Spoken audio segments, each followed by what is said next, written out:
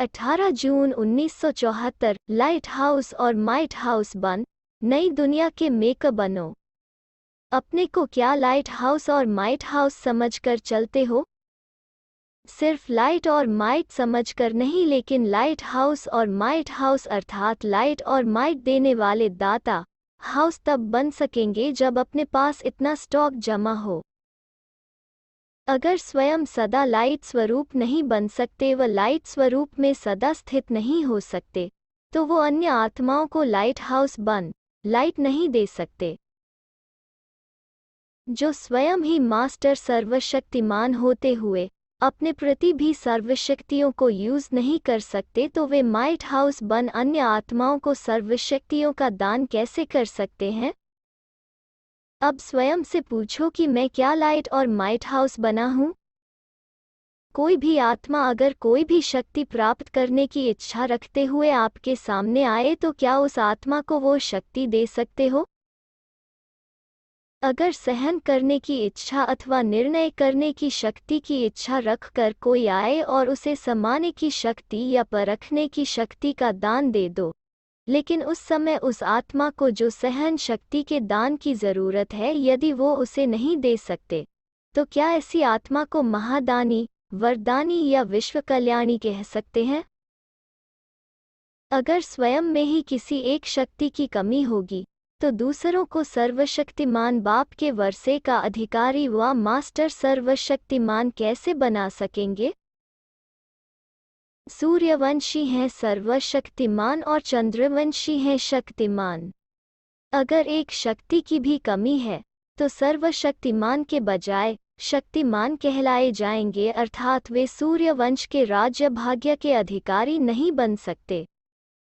सर्वशक्तिमान ही सर्वगुण संपन्न 16 कला संपूर्ण बनने के अधिकारी बनते हैं। कम शक्तिमान कल्याणी बन सकते हैं, लेकिन विश्व कल्याणी नहीं बन सकते। अगर किसी आत्मा को समाने की शक्ति चाहिए और आप उसे विस्तार करने की शक्ति दे दो व और अन्य सब शक्तियां दे दो, लेकिन जो उसको चाहिए वो न दे सको, तो क्या वो आत्मा तृप्त होगी? क्या आपको विश्व कल्याणी मानेंगी? जैसे किसको पानी की प्यास हो और आप उसे 36 प्रकार के भोजन दे दो, लेकिन पानी का प्यासा क्या 36 प्रकार के भोजन से संतुष्ट होगा व आपके प्रति शुक्रिया मानेगा? पानी के बदले चाहे आप उसे हीरा दे दो, परंतु उस समय उस आत्मा के लिए पानी की एक बूंद की कीमत अनेक हीरों से ज्यादा है।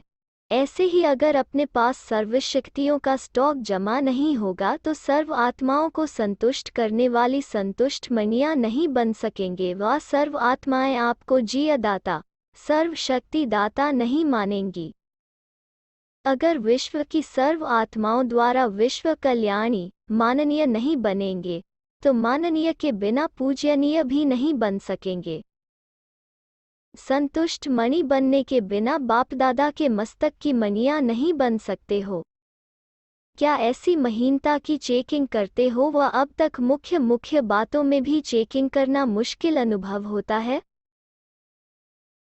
अगर चेकिंग करना नहीं आता व सोचते हुए भी निजी संस्कार नहीं बनता, तो उसका एक टाइटल कम हो जाता है। वो कौन सा? एक सब्जेक्ट का एक टाइटल है। 4 सब्जेक्ट्स के 4 टाइटल कौन से हैं? पहला, ज्ञान के सब्जेक्ट में प्रवीण आत्मा का टाइटल है मास्टर ज्ञान सागर व नॉलेजफुल व स्वदर्शन चक्रधारी, कहो तो भी एक ही बात है। दूसरा, याद की यात्रा में जो यथार्थ युक्ति युक्त योग युक्त हैं, उनका टाइटल है पावरफुल, क्योंकि याद से सर्वशक्तियों का वरदान प्राप्त होता है। तो याद की यात्रा में जो यथार्थ रीति से चलने वाला है, उनका टाइटल है पावरफुल। तीसरा सब्जेक्ट है दिव्य गुण। ऐसे दिव्य गुण मूर्त को कौन सा टाइटल देंगे? उनका टाइटल है दिव्य गुणों की खुशबुएं फैलाने वाला एसेंसफुल, सार युक्त। जैसे एसेंस, सार यदि कहीं भी दूर रखा होगा, तो भी वो अपना प्रभाव डालेगा, अर्थात खुशबू फैलाएगा। तो क्या ऐसे ही दिव्य गुणों की खुशबू की एसेंस वाली रूहानी संस के एसेंसफुल हैं? अब अपने में चेक करो कि क्या इन चारों ही सब्जेक्ट्स के टाइटल धारण करने के योग्य बने हो। अगर चेकिंग करनी नहीं आती तो फिर कौन सा टाइटल कट होगा? कई तो कहते हैं कि चेकिंग करना चाहते हैं लेकिन धक्के से गाड़ी चलती है। निजी संस्कार सदाकाल नहीं चलते, इसमें कौन सी कमी कहेंगे? नॉलेज तो है कि यह करना चाहिए। त्रिकालदर्शीपने की नॉलेज तो मिल गई है ना? क्या नॉलेजफुल हो? अभी अगर किसी भी कमजोरी वश हो जाते हो, उस कमजोरी को जानते भी हो, उसे वर्णन भी करते हो और उसको मिटाने की पॉइंट्स भी वर्णन करते हो, लेकिन वर्णन करते हुए भी जो चाहते हो वो कर नहीं पाते हो। नॉलेज तो बुद्धि में फुल है, लेकिन जितना नॉलेजफुल क्या उतना ही साथ साथ पावरफुल भी हो? यह बैलेंस ठीक न होने के कारण जानते हुए भी कर नहीं पाते हो। तो जो चेकिंग नहीं कर पाते वो न स्वयं को ब्लिस दे सकते हैं, न बाप से ब्लिस ले सकते हैं और न अन्य आत्माओं को ही दे सकते हैं। इसलिए उन आत्माओं का बैलेंस में रहने वाले ब्लिसफुल का टाइटल कट हो जाता है। चेक करने के निजी संस्कार नहीं बनते तो चेकिंग नहीं होती और चेंज भी नहीं होते। जो चेकर नहीं बन सकते वो मेकर भी नहीं बन सकते। वो न स्वयं के, न अन्य आत्माओं के और न विश्व के ही मेकर बन सकते हैं। नई दुनिया बनाने वाले और नया जीवन बनाने वाले इस महिमा के अधिकारी नहीं बन सकते। इसलिए अब चेकर बनो। जैसे अमृतवेले की रूहान की मुख्य बात को सभी ने मिलकर दृढ़ संकल्प के आधार पर स्वयं को और अन्य साथियों को सफलतामूर्त बनाया है, इसी प्रकार इस बात को भी मुख्य समझकर एक दो के सहयोगी बन सफलतामूर्त बनो, तभी सभी कार्य संपन्न होंगे। वर्तमान समय मेजॉरिटी में विशेष दो कमजोरियां दिखाई दे रही हैं, उसकी समाप्ति व उन दो कमजोरियों में सफलतामूर्त तब बनेंगे जब इस बात को सफल बनाएंगे। वो दो कमजोरियां हैं आलस्य और अलबेलापन। इसको मिटाने का साधन चेकर बनना है। 99% पुरुषार्थियों में किसी न किसी रूप में आलस्य और अलबेलापन कहीं अंश रूप में है और कहीं वंश रूप में है। महारथियों में अंश रूप कौन सा है? घोड़ेसवार में वंश रूप कौन सा है? क्या उसको जानते हो?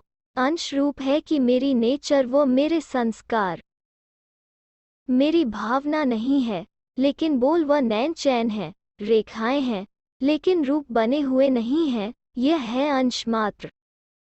संपूर्ण विजयी बनने में अलबेलापन अथवा रॉयल रूप का आलस्य बाधक है। घोड़ेसवार व सेकंड डिवीजन में पास होने वाली आत्माओं में वंश रूप में किस रूप में है? उनका रूप क्या है? हर बात में कौन सा बोल उन्हों का ट्रेडमार्क, निशानी है? अलबेले और आलस्यपन के शब्द कौन से हैं? वो सदैव अपने को सेफ रखने की पॉइंट्स देने में व बातें बनाने में बड़े प्रवीण होते हैं। स्वयं को निर्दोष और दूसरों पर दोष रखने में फुर्त होते हैं। लायर्स वकील होते हैं लेकिन लॉफुल नहीं होते।